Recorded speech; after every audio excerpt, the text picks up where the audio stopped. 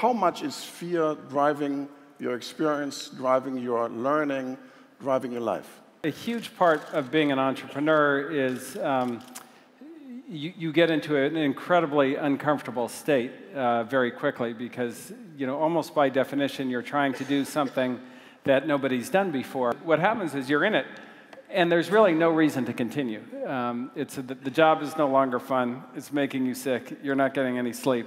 And I remember when I was an entrepreneur in the very kind of bad period of everything, and our stock was 35 cents a share, and things just were not going well. A reporter asked me, she said, "Ben, I don't understand, you guys did Netscape and, you're well known, why don't you just quit?" And I remember thinking to myself, wow, I didn't realize quitting was an option.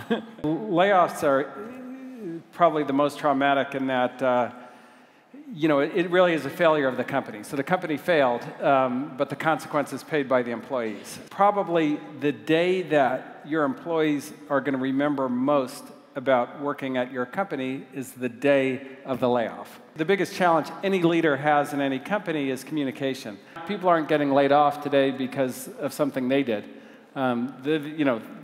Maybe they deserved to, maybe they didn't, but that's not why they're getting laid off. They're getting laid off because something we did. In the technology business, if you're not thinking that you're going to be ended very soon, then you get into trouble very fast. If you're in the business of a better way of doing things, you have to believe that somebody is trying to do things in a better way than you.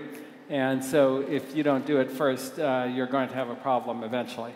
You never do anything innovative and people go, yeah, that was a good idea, because if people thought it was a good idea, then it wouldn't be innovative. A huge component of the team, or the big component that's often overlooked, is courage. I often like to say being an entrepreneur tested my intelligence and my courage, but it tested my courage far more than my intelligence. There's certainly bad things about all the technology that we develop, but fundamentally, technology is a better way of doing things. So we're trying to do something that we're already doing better that sometimes has consequences.